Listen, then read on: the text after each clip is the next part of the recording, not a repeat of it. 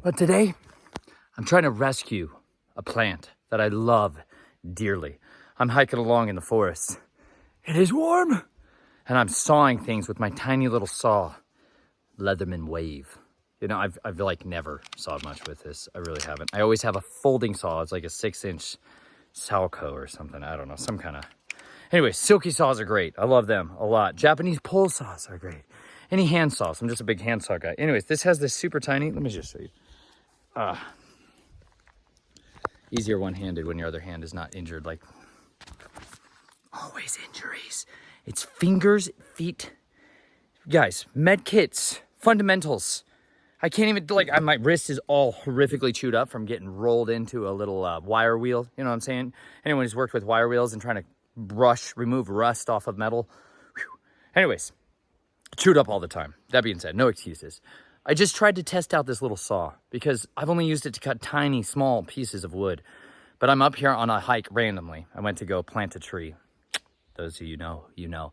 I like to go way into the forest and try to find a new area that I've never been in before and just be there. Well, this is an area I came one time, and it's because it's rough. I mean, it's rough. It's not rough. It's beautiful, and I love it. It's majestic, and it's 12 degrees cooler than the stinking, sweltering sun over there in the heat of the day. I love the forest. Anyways, these things are putting out 10 degrees of air conditioning. Do you understand that? It's 10 degrees cooler by this tree. Within about a 40-foot, some people will say a couple 100 feet, of the crown. That's like the width of the fullness of the tree. Sometimes, basically, within a few dozen yards, maybe 100 feet, couple 100 feet. The temperature is 10 degrees cooler because these guys are all cranking ACs right now. The air conditioners are running for this mountain laurel. Do you see those sheeny, waxy, beautiful leaves that have a lot of, like, that's a pretty healthy-ish plant. But then you see the older leaves. These guys keep their leaves for a long time. And then you see the flesh-eating funguses and bacteria. See, that's sign of a stressed ecosystem. Okay, and let me show you why. Because it's overly competitive under this giant canopy. Okay, see way up there, that is a pine tree, an eastern white pine, and he just dominated life. He's like, I am the victor. I am growing faster than you all. Watch me drop my limbs as I go. Yes, just pump all the energy into the crown. Evergreens. That's what evergreens do. They can shed snow. That's why they're pointier and thin and leaner and taller as you go further to the north, so they can collect more sunlight as they get taller. Well, that creates a big shade canopy, like what just happened over my head. Okay. The plants that are in here that are in this understory, some of them are dominant plants. They want to be a tree. And I'm talking like a main staple canopy tree. They want to go up to the heights of the heavens and proclaim the wonders of Yah. The heavens, the trees clap their hands. Don't you know this? And they worship Yah every time. Listen. See, one of the ways I can identify a tree from down here on the ground floor is whether or not they have a little flat attachment point in their leaf. If they have those flat attachment points like tulip poplars, okay, quaking aspen, which is what I grew up with, I'm familiar with, much higher altitude, generally like over 5,000 feet. But that's like a sweet birch, okay? There's a sweet birch. We also have a serviceberry over there. More mountain laurels, silver maple, and sugar maple. But it's this guy. That guy, right there, those glowing green leaves. That's why I'm out here. I love this spot because that's the chestnut. That's my favorite stinking tree ever. I love chestnuts. And mankind has used chestnuts as a food forest staple forever. Forever, from the Garden of Eden, okay? Understand something. That tree was what fed the vast majority of people where I live in the Appalachian Mountains. But also, tens of millions of people abroad, hundreds of millions of people ate the harvest that came out of the tree forest nut. It's like a giant corn plant. It's a tree that sheds corn, sweet corn, like giant kernels of sweet corn. And it's incredibly long-lasting, year after year. You don't have to be addicted to the Monsanto pay racketeering, Bayer, and all the other titans of industry who sacrificed everything in order to get where they are. And they really mean that. They sacrificed everything to get in those disgusting seats of power. I digress. It's just their morality. It's just like their humanity, their manliness. They became cowards and capitulated and went along to get along. You know what I'm saying? Anyways, you got to put in the sweat equity. You learn the right lessons, like about the chestnut tree that was devastated because people started meddling with this stuff when they came over here back in like the 1800s and the 1900s. And this timeline where all of the bowels of the earth's worst wicked ones were let loose. Got real bad around these parts. Anyways, part of the consequences for that, mankind began to abandon the ways of Yahuwah and began to embrace this Babylonian worthlessness. The lifestyle that most of us just kind of inherited as normal and whatever, that stuff, it sucks. Ate us alive. Anyways, I came in here because I wanted to learn from the forest how to cultivate this tree, because there's a lot of parts of this country and this world that you go to, you'll never see this tree. What happens is this, like with the American chestnut in particular, which used to be the dominant tree species in these parts, that tree picked up this thing called blight. So the story goes. Probably much more related to not the bug. A bug attacking a plant is not a sign that the plant is lacking certain chemicals. It's not because the plant is deficient in Roundup that the plant is getting attacked by beetles. The plant is sick. That's why it's getting attacked by beetles. Healthy plants cannot be attacked. They cannot even be browsed upon. Healthy plants are so healthy, they literally will knock competition off of them. Okay, I'm talking about something that comes onto them to try to eat them, like an aphid. If you have aphids on your plants that are sucking and penetrating the stem of the plant and they're drinking some of that sap from that solar panel, that's a solar conversion process from that sunlight striking that leaf. What is happening is oxygen, carbon dioxide is being taken up in the system, is being taken up, and water taken up in the system and mixed with the power of sunlight. And it's unlocking the water, it's unlocking the oxygen, and it's unlocking all the simple sugars. It converts it to sugar syrup. That sugar syrup in a healthy plant goes back down the stem until it reaches the ground where the real chestnut tree lives. This is a little bit of the story. That's the tip of the iceberg. Any plant you see, like this laurel, mountain laurel right here.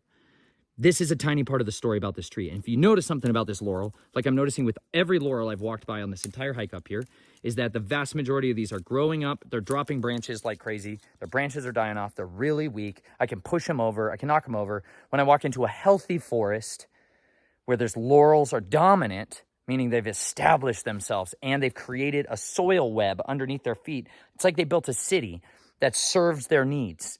They go up into the skyscrapers that the other stuff down there below us can't get to.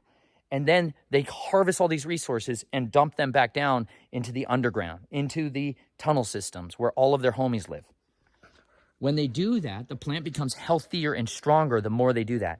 But if I come in here with a sweet drug from the south, you know, some sweet little crystal, and I sprinkle that little crystal all over that plant gets all jacked up and is like, why even bother sleeping and eating? You know, I just feel amazing. I feel amazing because some guy showed up in a business suit that was more accommodating to my style, and he hooked me on these drugs. Now I'm hooked on phonics. I can't get enough. And what happens when I run out? Well, the plants turn into that. They turn into total, straight up crystal meth heads. And that's what happens. You're like, thank you, Bayer. Thank you, guys. You guys were fighting wars and you weren't done blowing stuff up. So you decided to just blow up our agriculture system with your bombs, marketed as fertilizer instead of bombs. You watch, people are like, why is the price of fertilizer going up? I'm like, because it's bombs. And they want to blow a lot more people up right now. And they want to gear up the bombing industry again and less of the agricultural system. So that's why famine follows wars, you guys, because they convert their resources to be like, you know what? No, farmers, you're going to screw you. Go figure it out. They're like, you know, we've ruined your fields forever and you guys don't even know how to farm without these petrochemicals. So if we take all the petrochemicals and we seize that, like has happened in every single war in the history of mankind, like powerful militaries and governments seize the assets of the nation in order to stay alive. It's a reasonable thing, right? They're going to take all those things and you won't have access to them. And then what are you going to do? If you've built your lifestyle around petrochemical-based industrial agriculture and you don't have the inputs that you can go get, or you can't even physically go drive to get them because tires are now controlled. You can't even buy tires. Rubber becomes controlled. Oil becomes controlled. All these things become controlled. You know, these people used to raise these things called horses. Crazy. I know. Some of you are so caught up in legalism that you think an unclean animal shouldn't even be on your property. Yeah, Yeshua comes back on a horse. Use the functionality of these incredible beasts of burden when you can. Make them workhorses. These skills, these trades, these labors changed the way people farmed. They changed the way people lived. Because a third of all of people's agriculture land, when you bought 20 acres, 100 acres, that used to be how the Americas, like a lot of the Americas divided up in 100-acre plots. At different times, they'll offer bigger chunks depending on who you know and what Luciferian you're kind of connected with at the time. You can get way bigger chunks of land for way cheaper. Anyways, they would go out and make these 100 acres. Most people forever thought of okay, some of this acre needs to be utilized as pasture.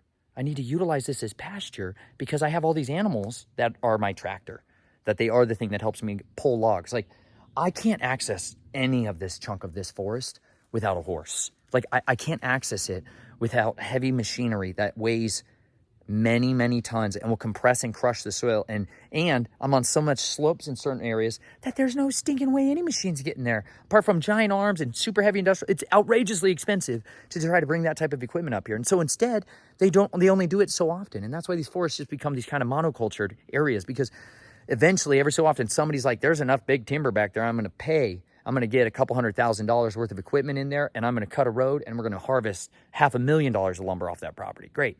But then they leave this wreckage a lot of times behind. And that's what's happened on almost every mountain and hill across the entire world.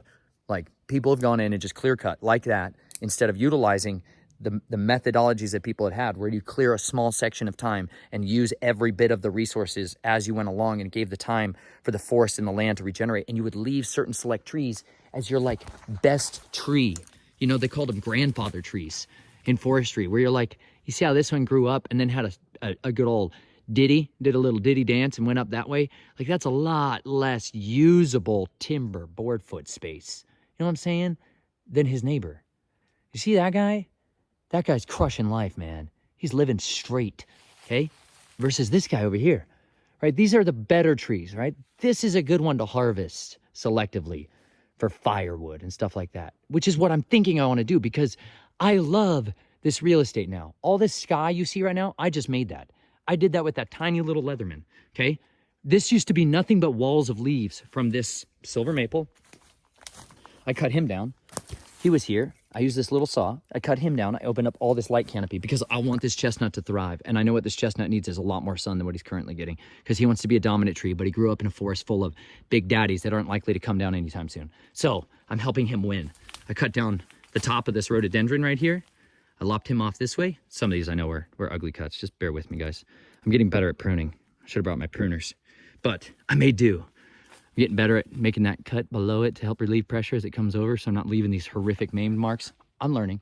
I have lots to learn. Anyways, this is a previous American chestnut that had grown up, got to about that tall, about 6-7 years later, and then it died from being girdled by blight. That tree is weak. They're dying. This is the story of the American chestnuts everywhere. They get weak from this blight that attacks them on the inside layer, where all that sap and all that juices and all that sugar's coming in. Bugs penetrate that and they drink it, and it kills the tree. And this happened so fast that billions of trees died. And most of it kicked off in the 1920s and 30s and 40s and 50s. So then I start going back to the invisible rainbow. Guys, check it out. The History of Electricity and Life by Arthur Furstenberg. Highly recommend it. You begin to understand how electromagnetic fields in mass and quantity at different frequencies can cause catastrophic harm to soil health. It makes it much more acidic generally. Okay, that's a basic breakdown. He's got an entire chapter. Highly recommend it. You can find it for free online. And if not, just support the dude, because he's a living legend when it comes to his understanding and assertion of what the electric fluid is really all about, and the electric universe, and how that impacts our life and biological systems. Nobody wants to talk about how, yes, the presence of electromagnetic radiation in places that it's never been in the history of mankind is altering things. It's altering them in a big way. And when they kick off new weapon systems, new radar systems, new over-the-horizon radar systems, new extreme ultra-low frequency broadcast equipment, they got antennas that are hundreds of miles long, buried underneath the feet of people in the Midwest that they know nothing about. They're like, well, I don't even know anything. It's because there's underground oceans. We have underground Navy. We have an entire underground government system. We have an entire communication system to stuff that goes all the way down into the depths of the earth, those prison cells, all the way down, okay? They use that kind of frequency. That's happening all the time. It's popping off all the time. I don't care where you are. If you live on the earth, this stuff is being broadcasted everywhere. So this is stuff that's designed to communicate with a secret nuclear-powered submarine that's sitting on the bottom of a alluvial plain undersea, and it's just waiting for orders whether or not they're going to strike or not. There's guys, that's all they do. That's all they do. They sit in metal tubes at the bottom of the ocean, or maybe not on the bottom because it's a mess when you get stuck in the silt. You can look up some pretty hilarious recovery efforts by the United States and CIA trying to pick up subs that have sunk. It's hysterical and highly effective, and They do successfully pick stuff up, but it's really difficult. Anyways, I could go all day into clandestine operations. Just hang out with submariners and like get to know their stories. It's awesome. I digress. Now, those ultra broadcasting frequency systems, super low, ultra low frequency stuff, is like very slow rate, pulsing out. Boom, boom, boom, boom. Boom, boom, like 8 to 10 pulses, 8 to 10 words a minute. It's very slow typewriter broadcast system. But they pulse it through the earth. They pulse it through the rock. But mostly, they want the water because it carries it a lot further.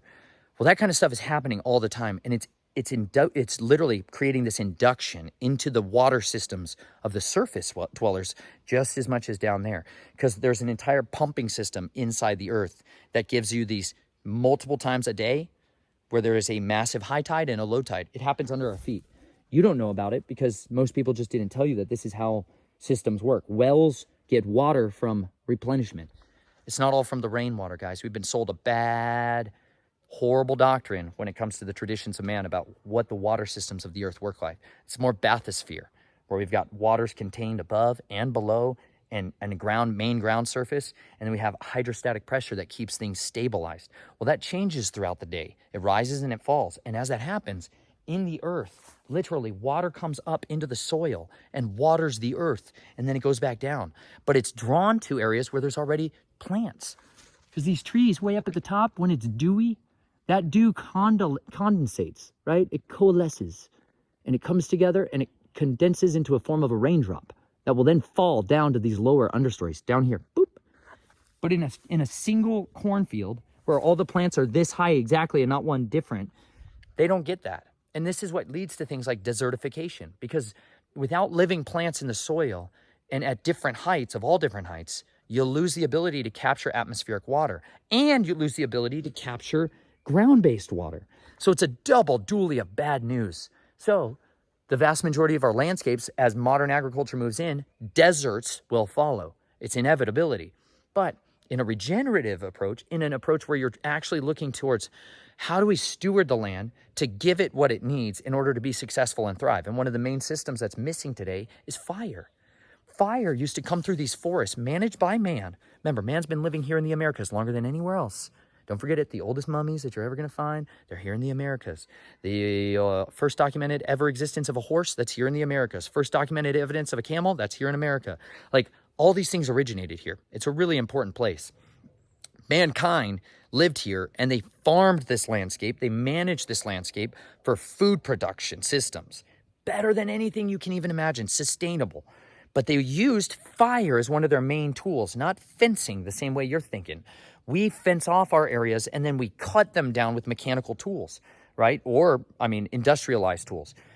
Back then, fire is a far more devourer of landscapes, and it will selectively encourage certain plant species to thrive and other species to die off. Right now, I am standing in a forest that is acidifying itself. It's changing the nature, not just that, it's a real basic way of saying it. It's changing the nature of what the soil microbial food web is geared towards. Do you see all this? This is years and years of pine needles coming down, and these, which I do not recall, it's like the flower of a pine tree. It produces the pollen, and it fertilizes it, and will become the cones for the next year. This cone started its life off not this year, but the previous one as one of these. It's not stomata. It's like a sticum or a stick-up. I can't remember. Either way, these are the babies. You see the little babies trying to come up. There's a baby's maple tree. He's like, I want to be a sugar maple tree. Please, just let me. Please. No. You lose. Not today. Anyways, this pine tree has been giving a dominant, beautiful, fluffy, carbon-rich, humus-rich, loomy soil that can absorb water and just high infiltration for water during rain events. This is all like pockmarked and holed up. Look at this, man. I can shove my hand down in here with 2 fingers because we have voles. We have 2 tunnel-dwelling creatures that live here. But if I'm soaking this area in glyphosate and Roundup and insecticide, none of these exist. They all die, right? You can't live there if there's no life there. They're like, fine, we'll leave. Well, when you lose that, you lose these natural workers. These guys are doing a good job, a good ditty. But the problem is, certain trees, their roots taste way better than other trees. So that's why you have stuff that dies off, because you can have this guy ground attack it. You can have the total war from electromagnetic spectrum. You can just have weak, soggy soils that are getting too much moisture too fast all at once on this slope. So all the nutrients drains off, and then the plants are like, I'm depressed. I really need a salt bath. Somebody please rain on me. And when they get rained on, all those little soil food web little buddies down there, the nematodes, the little bacteria, the fungi, all their bodies are made of water, 80% water. My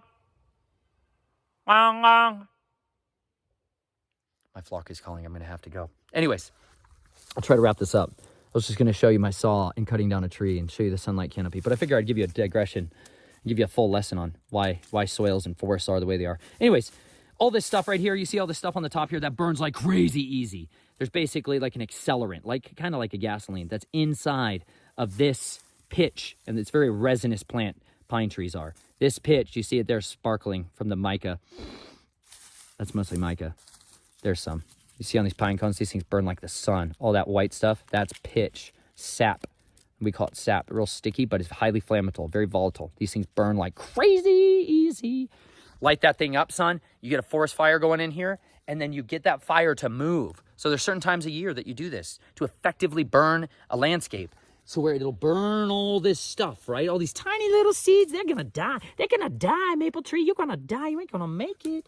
But then there's other plants that are down here in the soil bank. There's a seed bank. It's a vault down in there. And in that vault, there's all kinds of seeds that can never come to life unless all this stuff up here gets disturbed and burned. Then there's other seeds that hate that, and they get burned up and they die. But then there's some seeds that literally will never come to life unless they're burned with fire, or they're chewed on by a squirrel, or they're eaten by a man and go through the digestive system and are pooped out. That's some of these seeds and these plants will never exist unless people and animals are on a landscape working in a way that's conducive to them. Otherwise, the real estate's good for somebody else. It's like, they brought in all the gangsters and they stopped all the police, stopped coming, so I'm going to leave. And they're like, great. We want the criminals to live here. That's the goal, don't you see? Same thing down here. Basically, we've created a lot of forestscapes because of industrial methods of forestry and agriculture. It destroys and depletes the landscape as opposed to it being managed by people. They're like, you're not allowed to burn. You're not allowed to have a fire unless you ask us. And it's like, well, if you guys would just train us how to have proper burns and know how to do it safely, we could thrive and help it control our forests and make them better and abundant. So then we could selectively harvest the right trees. Like, leave the great granddaddy here. He would survive a fast burning, slow moving, or relatively fast moving, small fire. He would have no problem. They got that big old thick bark that's designed to go through fires. But these other ones, there's a lot of other plants in here, like these dried up rhododendrons. This stuff's gonna burn. There's a lot of plants here that are not as resistant to it at all. But the chestnut, he is. He's a stump sprouter. This guy comes back, you can cut him down, he's gonna come again. I'm gonna cut him down, he's gonna come again. This guy has been fighting for life since the 30s. This tree is old. It doesn't look like it, I know. Because every 7 to 10 years, he dies off because there's not enough sunlight, there's not enough healthy soil conditions, and he's starving to death for everything. So right now, what I did is I came in here as a little rescuer because I want this guy to thrive. I want him to put out beautiful chestnuts. I want to make sure that he's got a lady nearby that can cross-pollinate with and sing lovely songs to in the middle of the dark nights. So what I'm going to do is I am going to harvest this an old-timer's way. I met a guy who was a tree assassin. He was amazing, an arborist, and he gave me a tip about forestry tracks in management. And he talked about bucking chunks of bark off of the tree as it's alive in the summer when it's hot. You take divots and little chunks out of it all up and down the bark. It's not girdling the tree. You could go around the base of it and just cut all the bark off, pull all the bark off, make a cut down into the bark of the tree, into the heart of the tree itself, not destabilizing it. That will cut off. It's like somebody cutting off your arteries. It's going to bleed to death, and it will never recover, okay? But it'll also allow the sap. If I take chunks off of it like that, the sap that's up in the tree right now, there's lots of it, lots of juices and sugars flowing because the sun is cranking, it's hot. They're calling for air conditioning. So the plant's root systems are calling for water. They're pumping that water up to the leaves, and those little needles are dumping it out into the system. And they're like, you buddy, you're gonna cool down because it's too hot, and we're gonna take that sunlight and push it all the way back down. All that gets interrupted when you start making wounds all over them. You cut them up like crazy ragged, like a savage, brutal absolute dogfight, like tore up from the floor up kind of style. And we take all those chunks of bark off of it everywhere. The tree's in massive distress. The tree is like, oh my gosh, we're bleeding everywhere. We're going to die. So what happens is, in their last-ditch effort, when they know they're going to die, they dump the vast majority of the reserves and the storage that they have inside them into the soil health. And they feed that soil food web so that their babies, which are all around us, all over here, and their young teenagers and their grandchildren and great-grandchildren have a chance to grow, because they're coming down and they know it. And when they come down, the pine trees don't last. This kind of pine is not going to last long in this forest. Like, once it dies, like, it's going to be standing like this for not very long, because it's going to get devoured quickly. I've got a lot of moisture and a lot of bug pressure here, and it's going to go after that guy. And they're going to bring him down. And mycelium is going to do a crazy job. He's going to come down hard. But instead of him coming down hard and potentially killing my tiny grove of chestnuts, which are all over here, I haven't shown you all of them, but there's a whole big collection all through this little area. But my goal this year, and right now in the summer, I've got to get out here and do the hard work, which is to selectively start marking the trees that I want to be able to harvest for building materials, for lumber, and for me, in a lot of ways, the joy of learning a new skill. Because man, oh man, I've not been a logger. I've never been a tree feller. All I've ever mostly cut down are small stuff. Stuff that I can cut down with hand tools. I've never had a chainsaw. You know, I've never even owned one. I've run them a few times, which is dangerous and stupid most of the time. Chainsaws are not good for people that don't know what they're doing. Like, they take legs off. Every guy I know that has a chainsaw pretty much has a horrific scar. He's like, oh, that was that time I was bucking that log and it bounced back at me and just totally went right into the shin. And that's what my shin bone looks like. Now I know. So, back to the whole original story. Have a good medic on hand. Have a good med kit on hand. We keep strips of linen, knit. It's a good bandage. Cotton, whatever. Keep it clean, ready to go. And lots of different salves and ointments. We love white oak bark. We get all our medicinals from this forest. Like, this for us is how we live, because this is how people have lived successfully forever.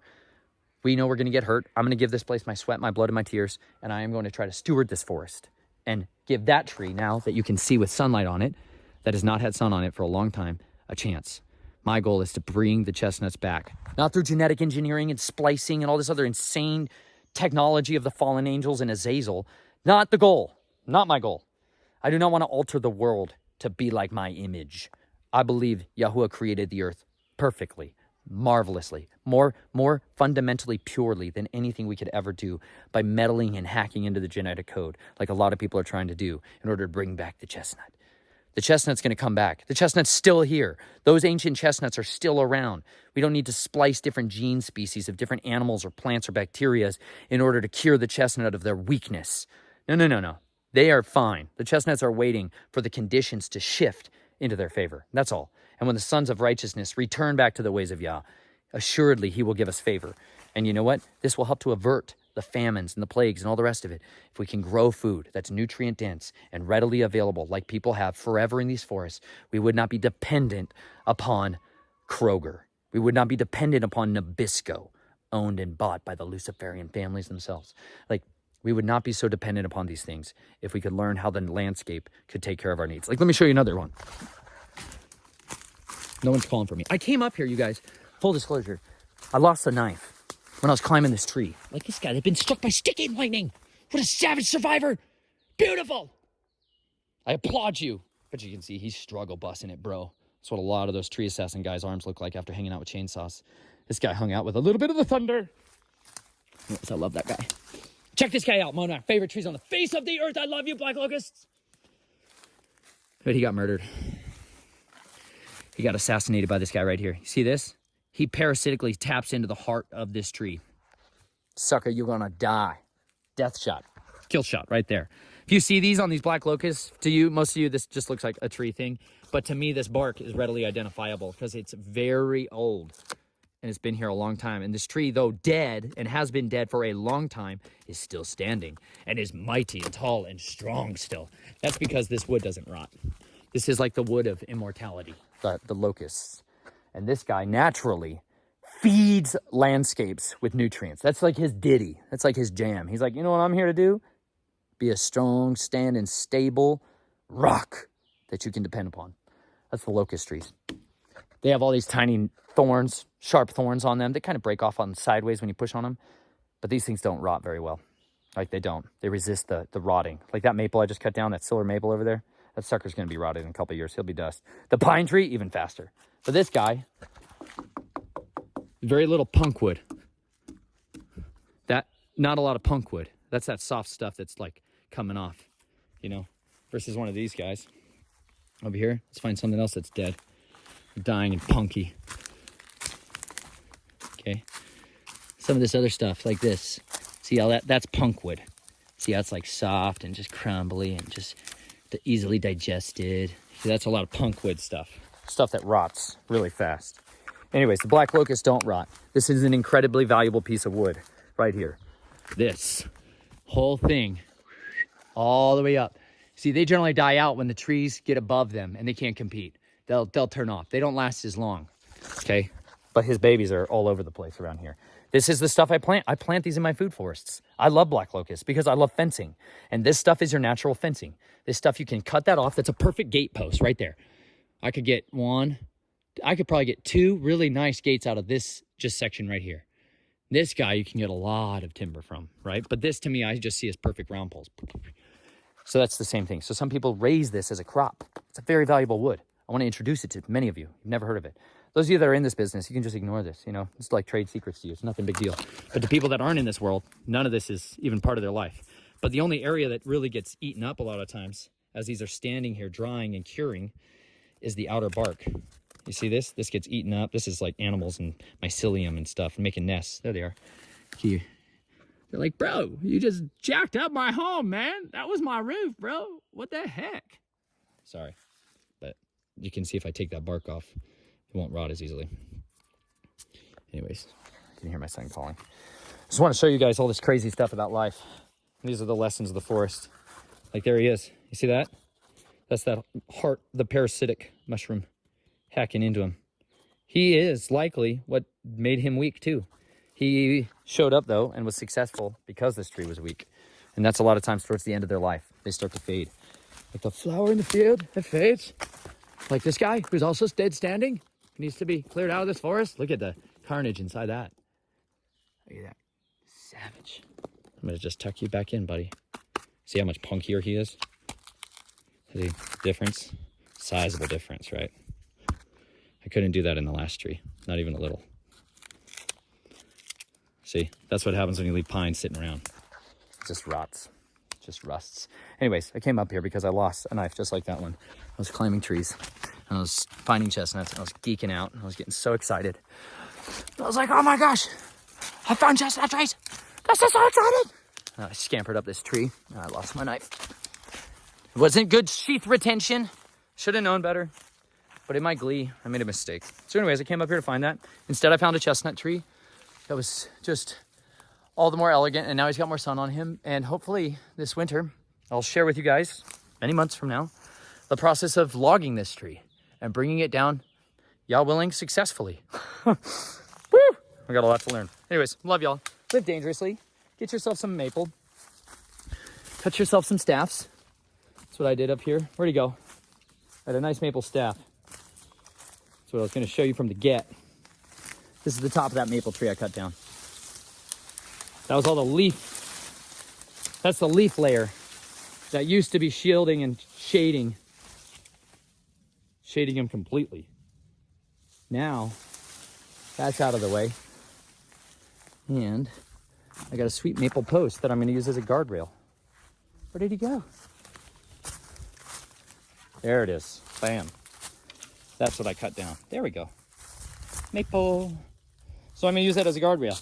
See this? That's a sign of deer browsing on it when he was young and impressionable. A little deer came through this forest and was like, you know what? I like you. You smell like sweet maple syrup. I'm going to eat you just a little bit. And he did. That's called browsing or grazing. Browsing. He did that. That jacks that's enough to jack a tree up. Yuck. He's all jacked up too, but he's survived. But now I'm giving favor to him. You are the chosen.